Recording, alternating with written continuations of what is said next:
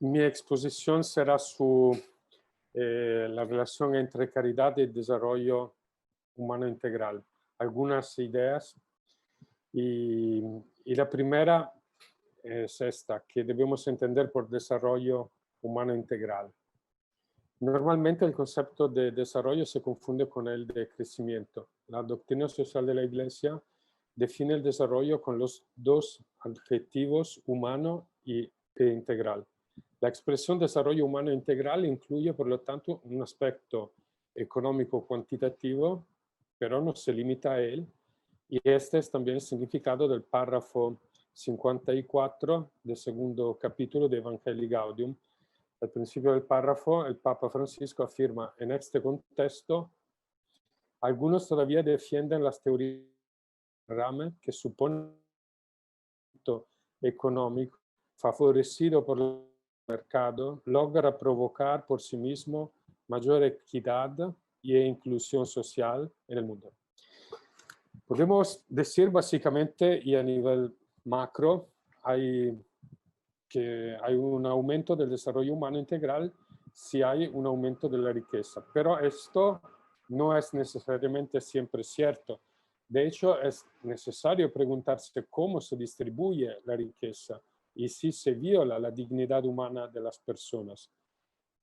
Tomemos dos simples ejemplos aclaratorios. Un país aumenta su Producto Bruto Interno porque una sola empresa en manos de una sola persona logra inventar un producto completamente innovador.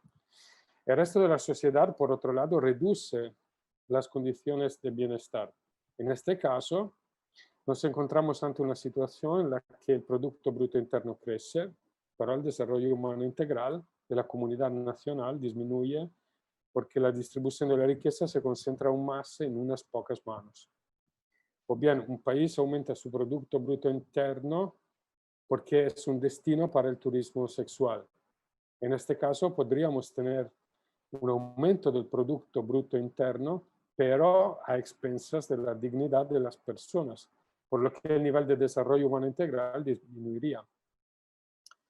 Estas consideraciones a nivel macroeconómico también son aplicables a nivel microeconómico, en el nivel de desarrollo humano integral de la persona individual. Puede aumentar su riqueza, pero al mismo tiempo puede estar más sujeta a los vicios que a las virtudes. Por el contrario, puede disminuir su riqueza, pero puede aumentar el nivel de su capital humano. Otra distinción que podría interesarnos, pensando en la contribución de los católicos chilenos al desarrollo humano integral de su país, se refiere a la importancia de las instituciones políticas. Siguiendo a dos autores como Acemoglu y Robinson, podemos distinguir entre instituciones inclusivas y extractivas. Las instituciones inclusivas son las que valoran la destrucción creativa, las llaman así, es decir, el surgimiento de nuevas clases dominantes que sustituyen a las anteriores, evitando así la cristalización de las élites. Las instituciones extractivas, por otra parte, son las que ponen barreras a la entrada en el mercado, impidiendo la movilidad social en beneficio del mantenimiento del statu quo tan apreciado por las élites gobernantes. En palabras de San Juan Pablo II en Centésimos Annus, es necesario, por lo tanto, cita, ayudar a pueblos enteros, excluidos o marginados, a entrar en el círculo del desarrollo económico y humano. En ese sentido, las instituciones extractivas son las que promueven una dicotomía entre el centro y la periferia, extrayendo partes de la riqueza de la mayoría de la población para desviarla y bombearla hacia una élite, compuesta por clases dirigentes, políticas, económicas y culturales, se podría decir también eclesiales, que conforman la oligarquía nacional o mundial. La pregunta ¿es posible imaginar una solución teórica que excluya los excesos ideológicos que caracterizan ambos enfoques y recupere sus instancias más genuinas? La labor de Amartya Sen, economista de origen indio con una formación filosófica de estilo aristotélico, permitió avanzar en la concepción del desarrollo, incluyendo las dimensiones metaeconómicas en el discurso económico.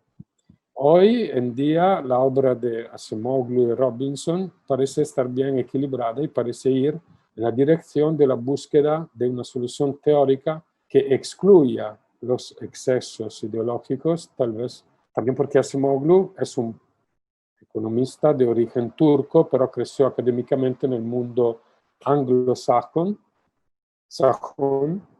y Robinson, un politólogo de origen inglés, pero que siempre ha realizado investigaciones sobre América Latina y el África subsahariana.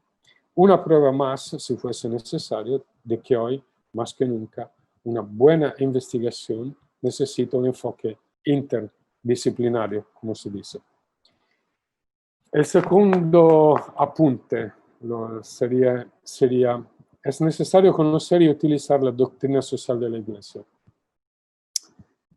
Introduzco por eso algunas ideas sobre la doctrina social de la Iglesia, que sería entonces el discernimiento que la Iglesia ha hecho y hace sobre las cuestiones sociales que condicionan la enculturación del Evangelio en una sociedad determinada.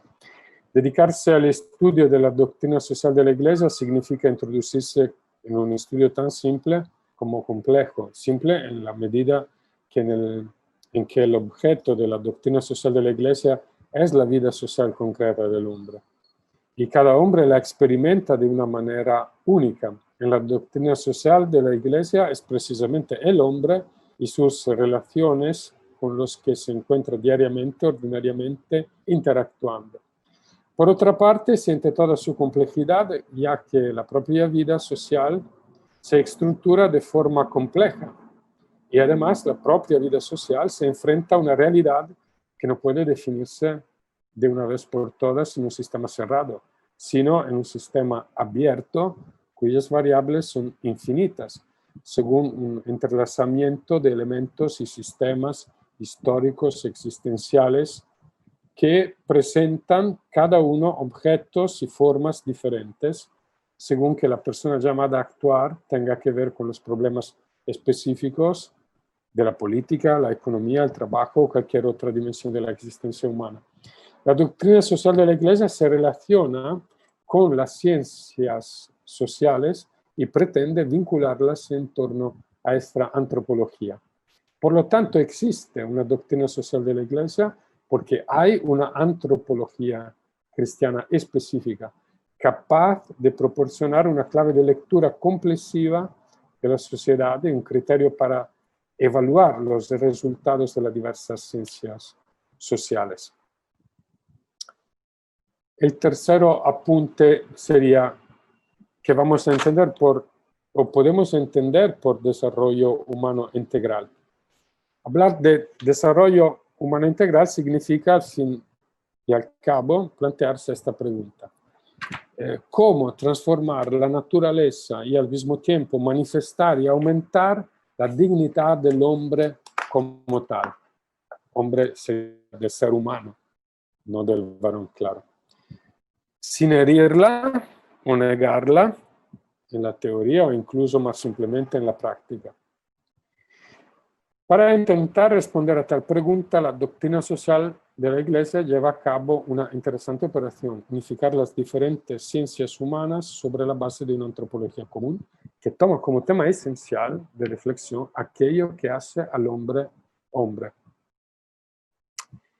Es precisamente en este contexto transdisciplinar, vinculado por la antropología cristiana, que el Papa Benedicto quiso abordar el tema del desarrollo humano, ofreciendo ya en la Caritas in Veritate una visión particularmente articulada, recordando el Papa Pablo VI, que cito: con el término desarrollo quiso indicar ante todo el objeto de que los pueblos salieran del hambre, la miseria, las enfermedades endémicas y el analfabetismo. Desde el punto de vista económico, eso significaba su participación activa y en condiciones de igualdad en el proceso económico internacional.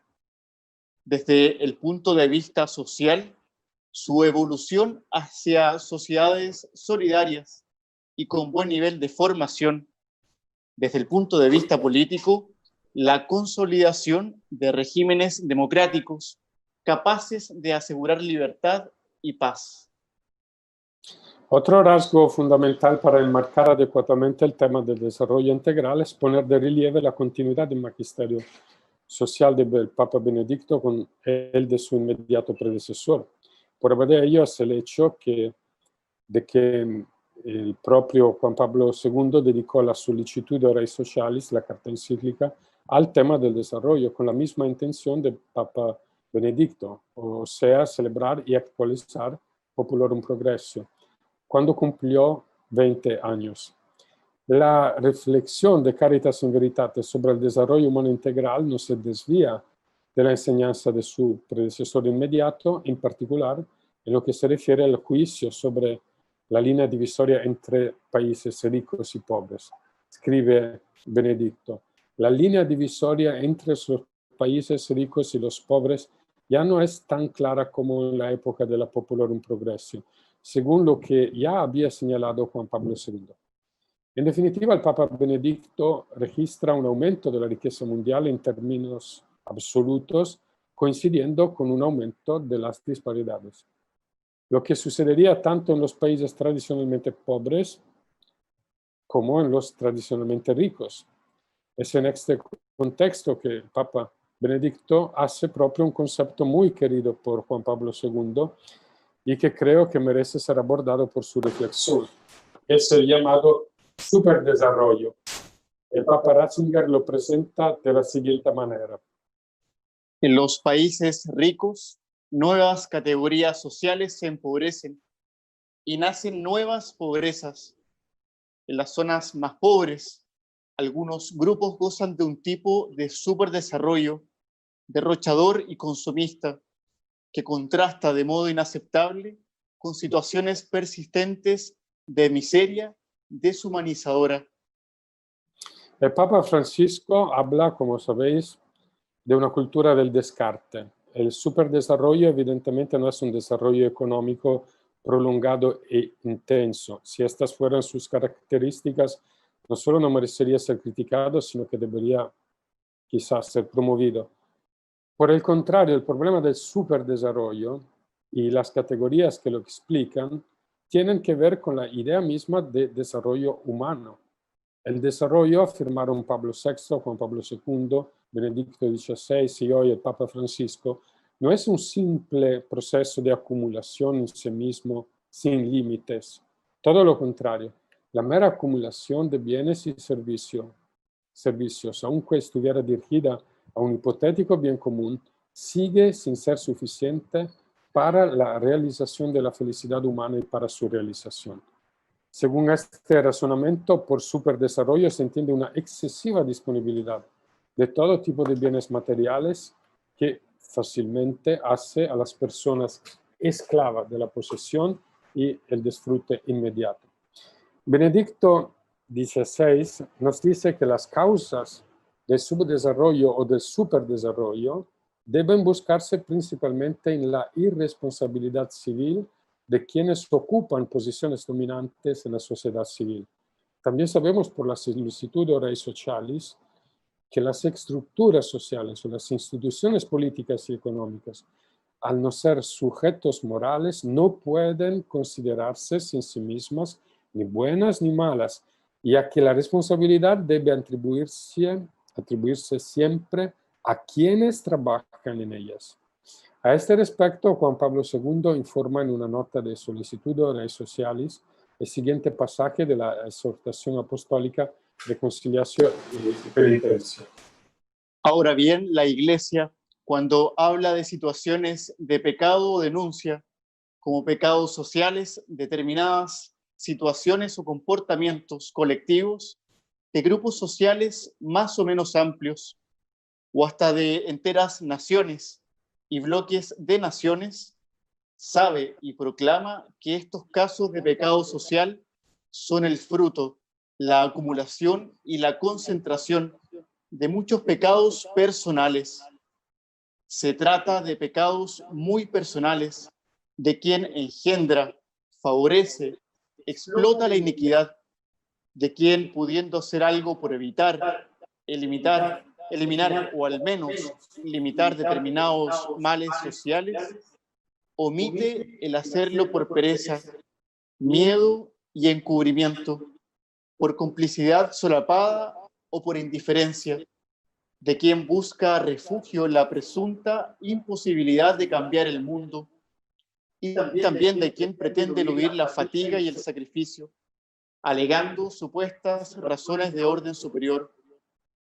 Por lo tanto, las verdaderas responsabilidades son de las personas. Una situación, como una institución, una estructura, una sociedad, no es de suyo, sujeto de actos morales. Por lo tanto, no puede ser buena o mala en sí misma. En esta perspectiva debemos entender la postura incondicional de la doctrina social de la Iglesia a favor de aquellos que son explotados por sujetos económicos que no respetan los derechos humanos de los trabajadores, ya sean multinacionales o grupos económicos locales.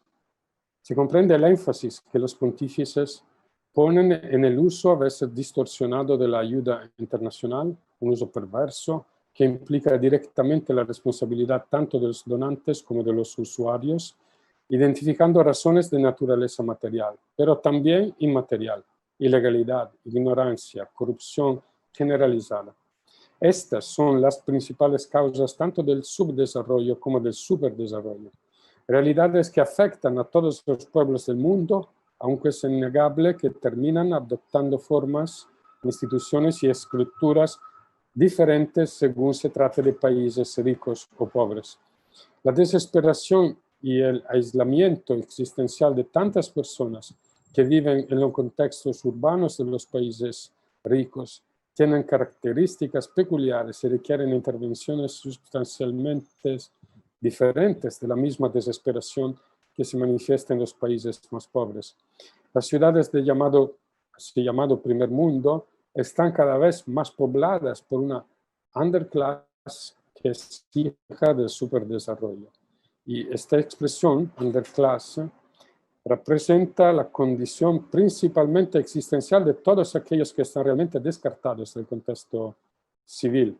La suya no es una marginación que surja necesariamente de la falta de bienes materiales, sino que depende de una experiencia en la que los elementos esenciales para una existencia equilibrada, o sea, el trabajo, la familia y la comunidad, se perciben y viven de manera distorsionada y tal vez perversa.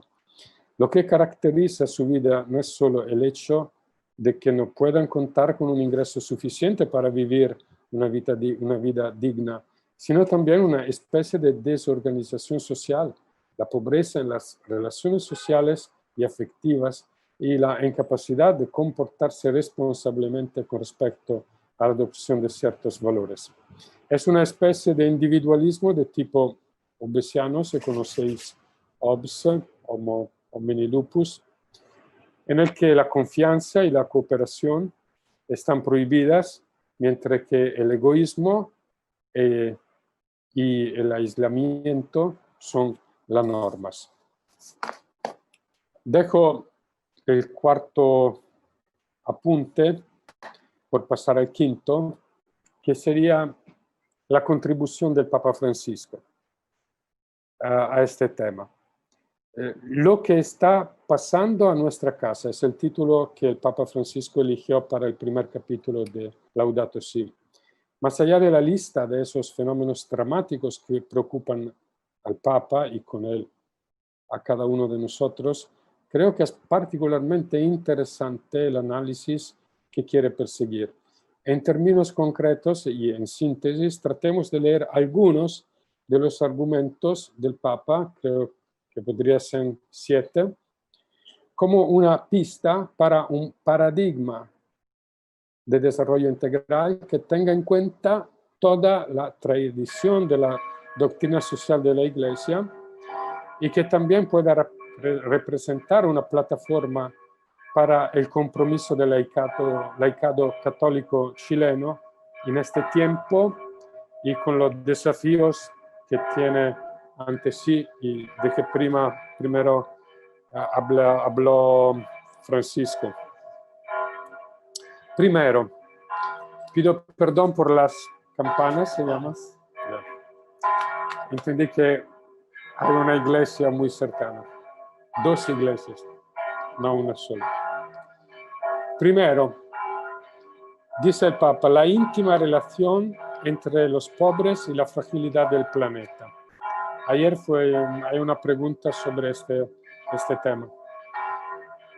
El Papa identifica una relación directa entre las malas condiciones económicas en que se encuentran grandes sectores de la población mundial y las condiciones de degradación en que se ven obligados a vivir. Estas condiciones de degradación conciernen tanto a la fragilidad original de ciertos ecosistemas como su progresivo abandono, su reiterada desatención hasta la miserable venta del territorio por parte de las instituciones políticas encargadas de protegerlo a favor de bandas criminales y mafias de todo tipo y origen. Este informe representa un hecho macroscópico. Si nos fijamos en las ciudades más degradadas de ciertos países donde la miseria, la enfermedad y la suciedad coinciden con el abandono del territorio, la corrupción absoluta, la falta total de seguridad y la máxima vulnerabilidad a los desastres naturales como terremotos, maremotos, inundaciones y otros, o a los desastres medioambientales debido a la irresponsabilidad de los humanos. Lo que parece macroscópico en las grandes metrópolis del tercer mundo está presente de manera no demasiado microscópica en las afueras de las ciudades o en las zonas regionales menos desarrolladas del llamado primer mundo, que parece cada vez más saciado y desesperado, decía el cardenal Biffi. Segundo, en segundo lugar, la creencia de que todo en el mundo está íntimamente conectado. Los procesos de internacionalización han afectado al hombre desde el primer día en que comenzó a habitar la creación. Sin embargo, a lo largo de los siglos, la apertura de nuevas rutas comerciales, el continuo e intensificado encuentro y choque de culturas y civilizaciones, hasta la sucesión de diversas revoluciones industriales y digitales, han traducido la tendencia estructural a la internacionalización en un fenómeno completamente nuevo y original que llamamos la globalización. Es decir, la completa interdependencia política, económica y cultural de todos los pueblos del mundo que inevitablemente escapa a los intentos, a veces pretenciosos y torpes, de quienes quisieran reglamentar dentro de una sola institución lo que no puede ser reglamentado. La libertad del hombre, por ejemplo. En cualquier caso, el mero hecho de que la globalización no esté regida bajo una sola institución no significa que no debamos trabajar para que la poliarquía mundial, que vemos como un hecho, encuentre una solución institucional nunca definitiva sobre la base del principio típico de la doctrina social, principio de subsidiariedad aplicado a nivel mundial. Además, la dificultad de institucionalizar el orden mundial impone una mayor responsabilidad a nivel personal. En tercer lugar, dice el Papa, la crítica del nuevo paradigma y las formas de poder derivadas de la tecnología. Se trata de una cuestión extremadamente compleja. Hay un filósofo italiano que enseña a Oxford, Floridi, Luciano Floridi, muy interesante sobre estos temas. Yo me limitaré a decir que la crítica al paradigma económico dominante debería ser una constante de cualquier, no cristiano, sino científico económico digno de ese nombre. La labor del científico que trabaja en cualquier disciplina científica no puede reducirse a la búsqueda de soluciones teóricas que justifiquen las teorías establecidas.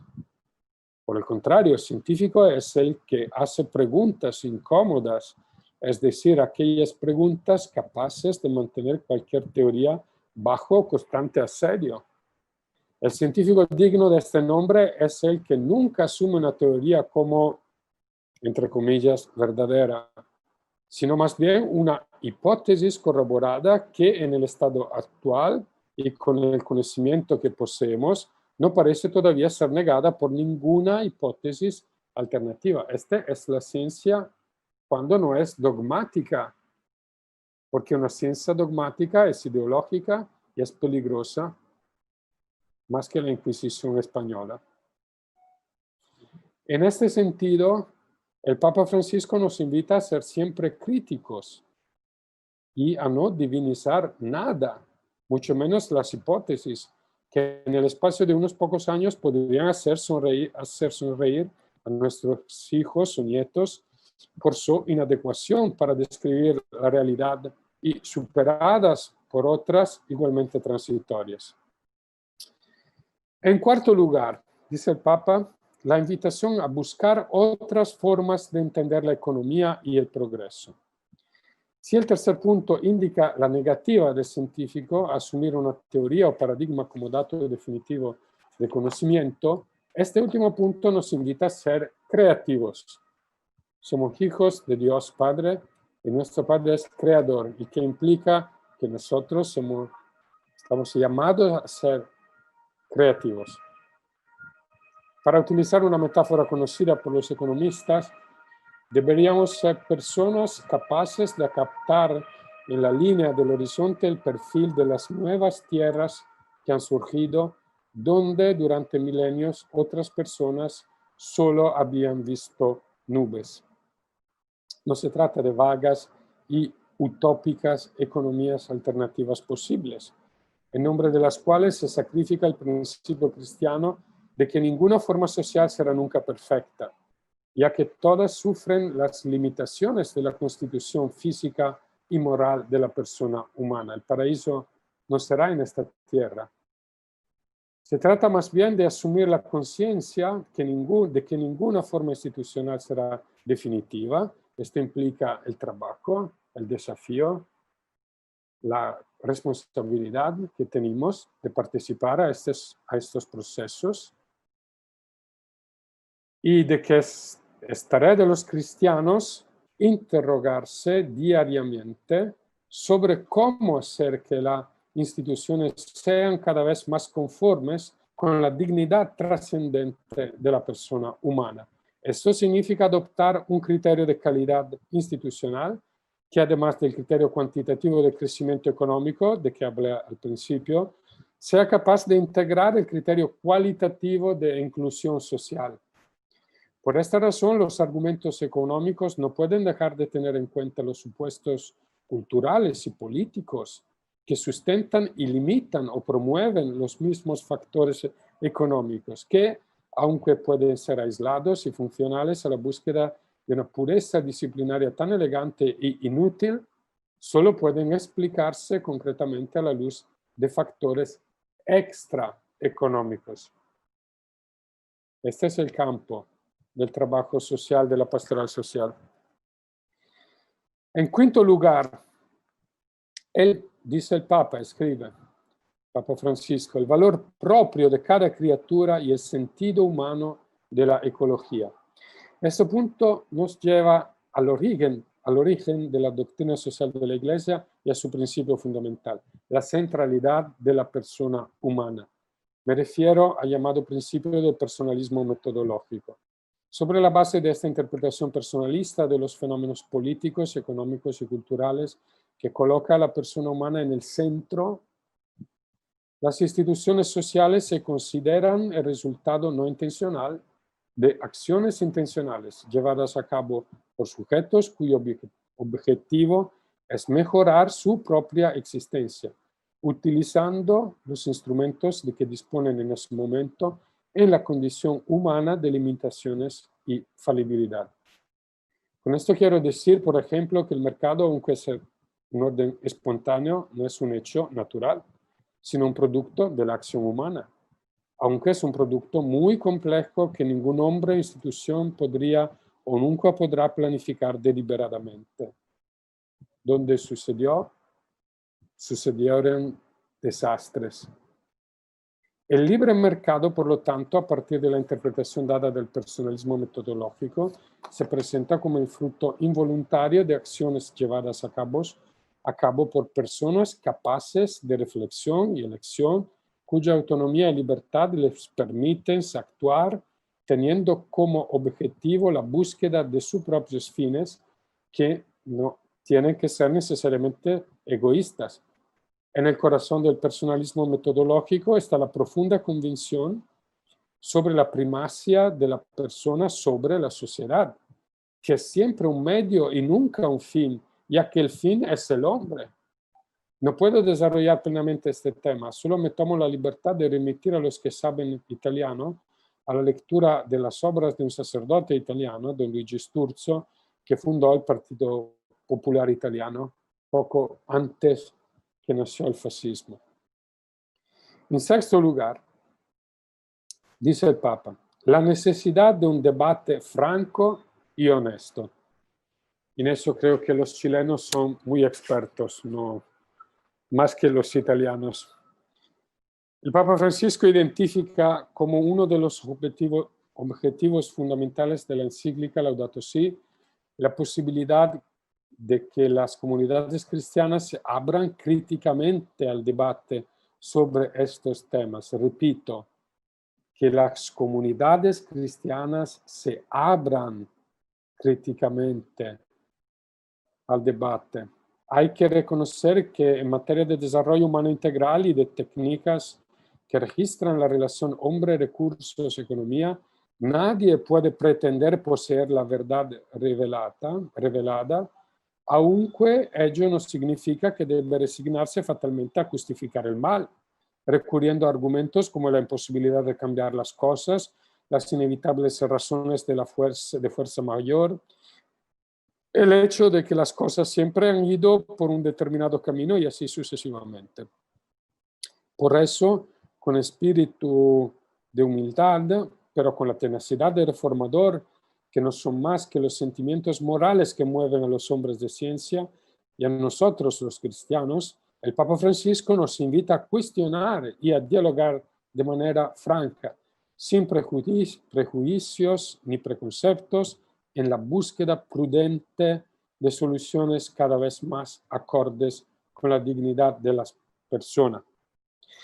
El séptimo, penúltimo lugar, dice el Papa, la grave responsabilidad de la política internacional y local. Este punto es decididamente delicado, ya que cuestiona el papel de la política en la esfera económica y el difícil equilibrio entre hombre, recursos y economía.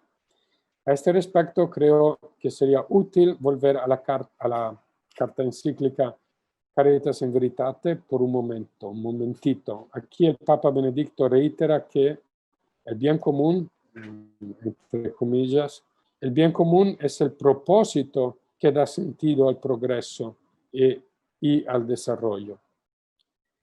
En resumen, la doctrina social de la Iglesia identifica en el bien común un tema que puede calificar un tipo de desarrollo que no se limita a aumentar la producción de bienes materiales, sino que también tiene en cuenta los factores inmateriales, considerados indispensables como requisito previo también para la producción de riqueza material. Es a este nivel que menciono un tema que está bien presente en Caritas in Veritate y que quizá hubiera merecido ser estudiado con mayor profundidad por los muchos comentaristas. Es la llama así el Papa Benedicto, vía institucional o política de la caridad, al número 7 de la carta. Benedicto XVI explica el significado de esta expresión con un discurso cuando afirma que la política debe tener primacía sobre las finanzas y la ética debe guiar toda actividad. Teniendo en cuenta cómo Benedicto distingue la primacía de las instituciones políticas de la función guía de la ética, no confundiendo los planos. Por lo tanto, no se pide a la política con sus instituciones que oriente las actividades económicas, sino que garantice con un método democrático el funcionamiento de las instituciones, que protegen y promueven las condiciones en las que los operadores pueden tomar libremente las decisiones que mejoren sus vidas. La primacía de la política se traduce en la capacidad de crear instituciones capaces de responder a los problemas de la contingencia humana, ofreciendo los instrumentos que permiten a los individuos ir a donde no alcanzan por sí mismos, respetando los principios de la poliarquía y de la subsidiariedad. Por esta razón, Papa Benedicto nos recuerda de nuevo en el párrafo 7 de la Caritas in Veritate que el camino institucional de la caridad no es menos cualificado e incisivo que el camino directo. La tarea de la política, por lo tanto, es definida como primordial por el Papa Benedicto, en el sentido de que implica, cito, cuidar y utilizar ese conjunto de instituciones que estructuran jurídica, civil, política y culturalmente la vida social que se configura así como polis, como ciudad del hombre. En fin, en octavo lugar, la cultura del descarte y la propuesta de una nueva forma de vida. Francisco habló de esto en la intervención precedente. Permítame interpretar este punto como hasta hoy el elemento clave de todo el magisterio social del Papa Francisco. Si asumimos la centralidad de la persona humana en virtud de su dignidad trascendente, ninguna persona puede ser reducida al descarte o ser tratada de manera menos digna de cualquier otra persona. Creo que un aspecto interesante al que se refiere este punto es la relación que el Papa nos permite trazar entre el mal hábito de cansarnos fácilmente de las cosas materiales que usamos y los bienes para cuya posesión hemos estado a menudo dispuestos a soportar incluso enormes sacrificios, y el valor que asignamos a las personas, cada vez más en función de su capacidad productiva. Es como si la teoría de la disminución de la utilidad marginal, que afecta al valor económico de un bien, se convirtiera en el criterio para juzgar moralmente incluso a las personas que lo producen y que están cerca de nosotros. Aquí el Papa nos invita a no dar nada por sentado. Incluso el último pedazo de pan, aunque estemos llenos, nos ha costado esfuerzo, compromiso de recursos materiales e inmateriales, y además, ante nuestra saciedad, hay todavía una gran demanda de pan. Y no necesariamente en lugares lejanos a nosotros. En cualquier caso, el problema no es solo material, aunque en el bosque de los problemas sociales, el primero de los problemas a resolver es siempre y en todo caso llevar alimentos y medicinas donde faltan. No dar nada por descontado también significa, creo, no dar por descontada la democracia, la libertad, el derecho a la vida, el derecho a la propiedad, el derecho a la búsqueda de la felicidad. Todo esto, aunque imperfecto, ha costado y sigue costando esfuerzo y sacrificio en términos de vidas humanas. Luchar contra la cultura del descarte en esta perspectiva significa, en primer lugar, luchar contra toda forma de indiferencia, típica del relativismo indiferente, repetidamente condenado también por Juan Pablo II y Benedicto XVI, en cuyo nombre las diferencias se desvanecen y todo parece absorbido por la oscuridad de la noche en la que las vacas son todas negras. Este es el caso en el que el poder y el dinero terminan relativizando la dignidad del hombre, fijándose como fines últimos y para los cuales sería lícito sacrificar todo y a todos. La perspectiva antropológica cristiana, por el contrario, coloca a la persona en el centro como imago Dei y no tolera que nada ni nadie sea elevado a un fin último y absoluto. Si puedo, concretamente, quisiera concluir con una lista de otros puntos que aclaran aún más concretamente la idea de desarrollo integral y que tendría que aplicarse continuamente, utilizando instituciones espero que me entendéis, instituciones son necesarias, pero relativas, renovando las actuales y creando otras nuevas. Y el plebiscito que tenéis puede ser una ocasión por esta renovación de las instituciones. Pienso, por lo tanto, que preguntarse cuál es el papel concreto de los cristianos en la construcción de un país más justo y digno puede consistir en vigilar y producir algo, no solo vigilar y hablar, producir algo sobre los 4 derechos fundamentales: el derecho a la libertad religiosa, el derecho a participar en la construcción de la sociedad, tercero, la libertad de unirse o formar sindicatos, cuarto, libertad para tomar iniciativas en materia económica. En última instancia, un análisis que no sea meramente cuantitativo del desarrollo económico, sino que está atento al desarrollo humano integral, nos dice que lo que está condenando es la identificación del dinero y el poder como ídolos, y no el dinero y el poder como tales ídolos antes los que nos inclinamos y en cuyo nombre sacrificamos nuestras elecciones y nuestras vidas. Termino con una cita del número 13 de la encíclica Lumen Fidei. El Papa Francisco recuerda la definición que el rabino de Koch da de la idolatría. A idolatría, dice, cuando un rostro se vuelve reverentemente ante un rostro que no es un rostro. Y el Papa especifica: en lugar de la fe en Dios, se prefiere adorar al ídolo cuyo rostro se puede fijar, cuyo origen se conoce porque está hecho por nosotros.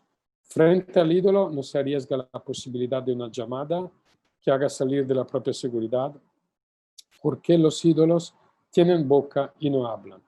Entendemos entonces que el ídolo es un pretexto para colocarse en el centro de la realidad en la adoración de la obra de las propias manos. Termino. Por lo tanto, el principal enemigo del desarrollo humano integral permanece la idolatría. Ídolos que se presentan con el traje ordinario y cotidiano del éxito profesional, se dice en latino mors tua vita mea, de los que pretenden cosechar sin haber sembrado o de los que siembran la muerte en beneficio propio. Son ídolos cautivadores y generalmente tolerados porque nos representan un poco a todos, hacia los cuales somos generalmente más indulgentes e incluso nos autoabsolvemos.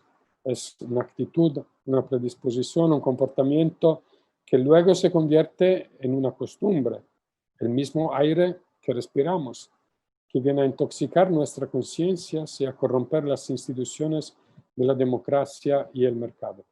Es la demente pretensión de ser absuelto, incluso cuando a cualquier costo y a cualquier precio anteponemos nuestro interés inmediato al de nuestro prójimo, incluso si se trata de alguien que aún no ha nacido o que vive al otro lado del mundo. Gracias. Gracias por esta exposición, Padre Paolo, y ahora queremos invitarlo a una segunda ronda de preguntas en esta segunda jornada de esta Semana Teológico-Pastoral. Agradecemos el entusiasmo de quienes se han animado a escribir sus consultas a través de la plataforma, y tenemos una primera pregunta donde se refiere a las sociedades y países donde la mayoría de la población se considera cristiana. Ha habido históricamente mucha injusticia social. ¿Por qué ocurre esto? ¿Por qué se da específicamente en lugares donde hay mucha población cristiana? Bien, necesito de la ayuda. Così posta la domanda è molto generale. La pregunta es bastante amplia y general. Per esempio, in Europa ci sono diverse confessioni cristiane. Por ejemplo, en Europa hay diversas confesiones cristianas. Forse conoscete un libro che si chiama Etica Protestante. No sé si conocen un libro que se llama Ética protestante y capitalismo, che sono in un certo modo molto calvinista, de un cierto modo bastante calvinista, di intendere la ricchezza de entender la riqueza come segno della predestinazione di Dio. como un signo de la predestinación de Dios.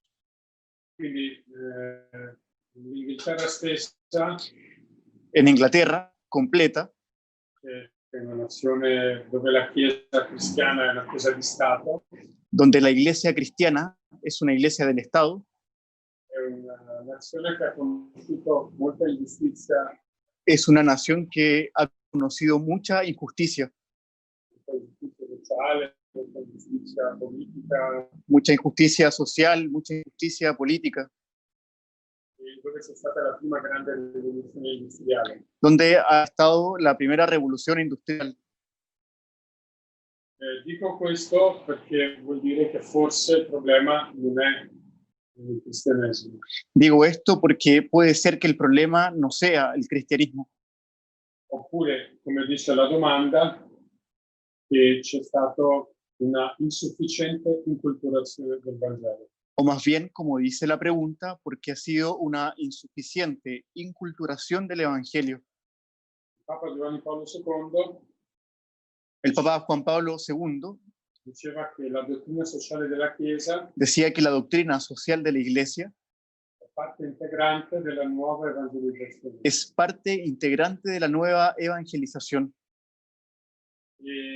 Però la dottrina sociale della Chiesa è molto criticata, Pero la doctrina social de la Iglesia es muy criticada, perché c'è chi dice che è paternalista, porque se dice que es paternalista, è come una maschera che nasconde interessi di tipo liberale o capitalista. es como una máscara que escondiera intereses de tipo liberales o capitalistas.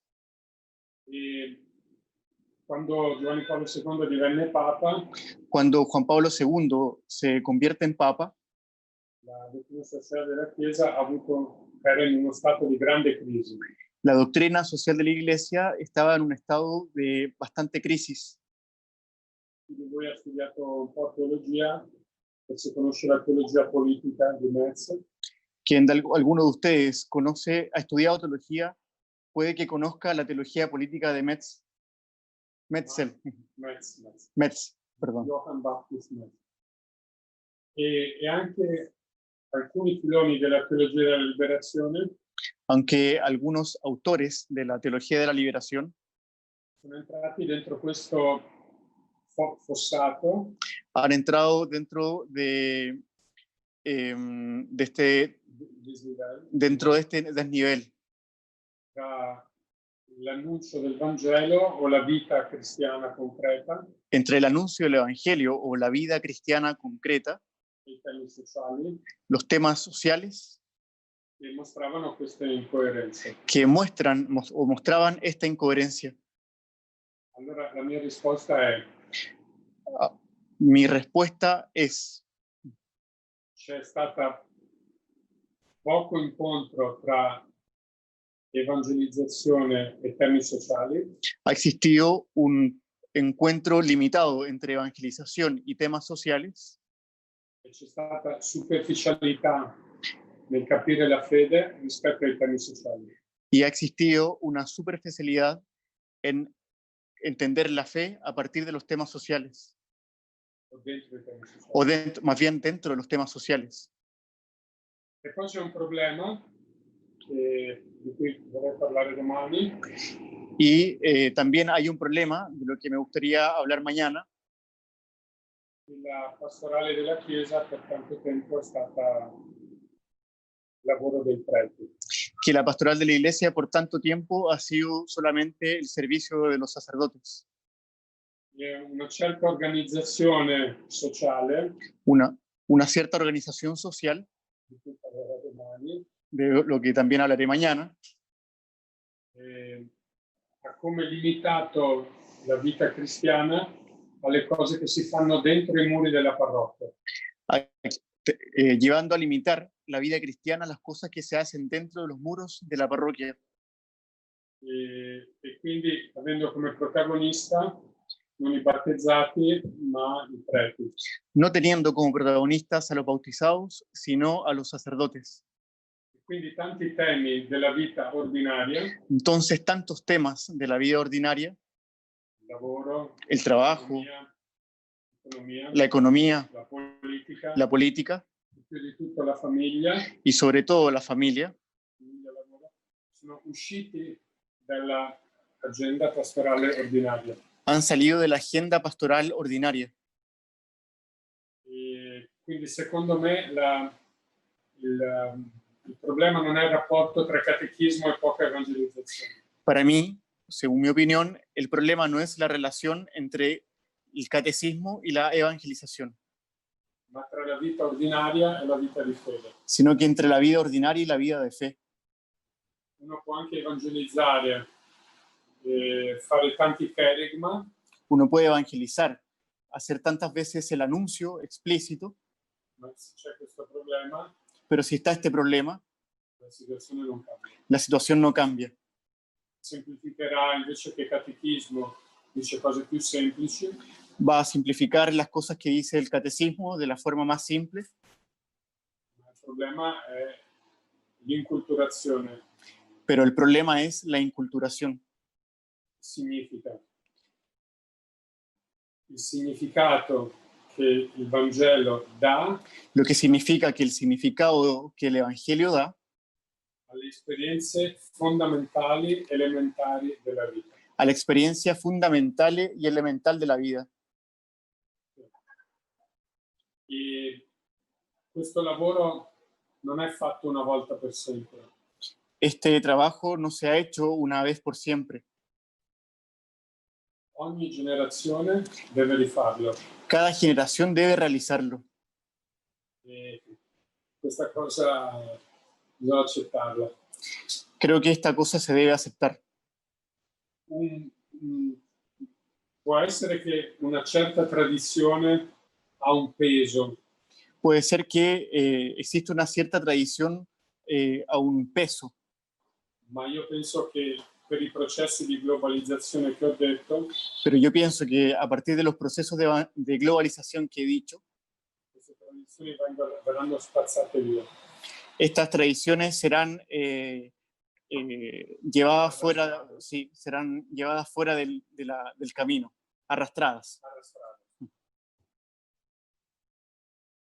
Incluso in Cile. incluso en Chile.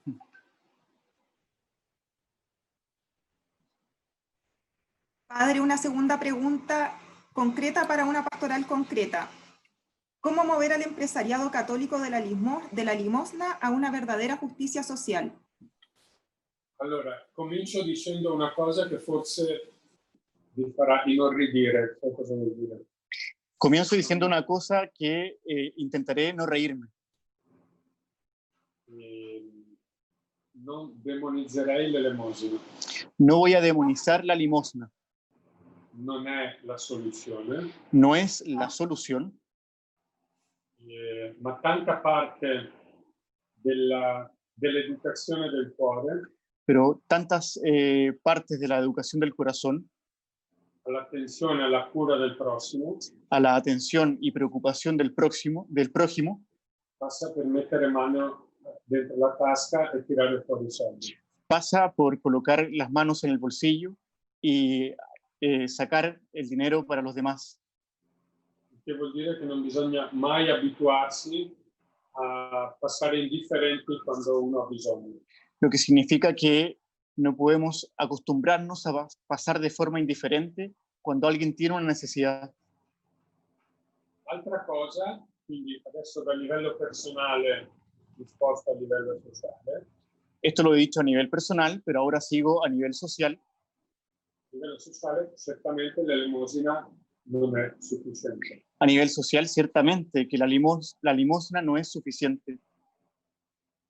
E già come è posta la domanda, bisognerebbe fare altre domande. Ya como está puesta la demanda, necesitaría hacer otra pregunta. In una cultura democratica e in una società pluralista. En una cultura democrática y en una sociedad pluralista, Cosa significa l'espressione vera giustizia sociale? ¿qué cosa significa la expresión verdadera justicia social? Una persona marxista Una persona marxista vi darà una risposta dirá una respuesta molto diversa da un liberale, muy diversa de una persona liberal, molto diversa da uno delle comunità di base. muy diversa de otra persona de una comunidad de base. Non si cambia la situazione No se cambia la situación, se non incontrandosi sino encontrándose in quel dibattito franco e aperto di cui parla Papa Francesco. en un debate franco, sincero y abierto del cual habla el Papa Francisco. Perché se non c'è un obiettivo condiviso, Porque si no hay un objetivo que se comparte, se non c'è un orientamento condiviso, si no hay una orientación compartida, c'è conflitto sociale, el conflicto social, hay conflicto social, perdón, e non c'è cambiamento sociale. y no hay cambios sociales. Bisogna che condividiamo che la vita umana è degna e deve avere ciò che è necessario, sia materiale che immateriale.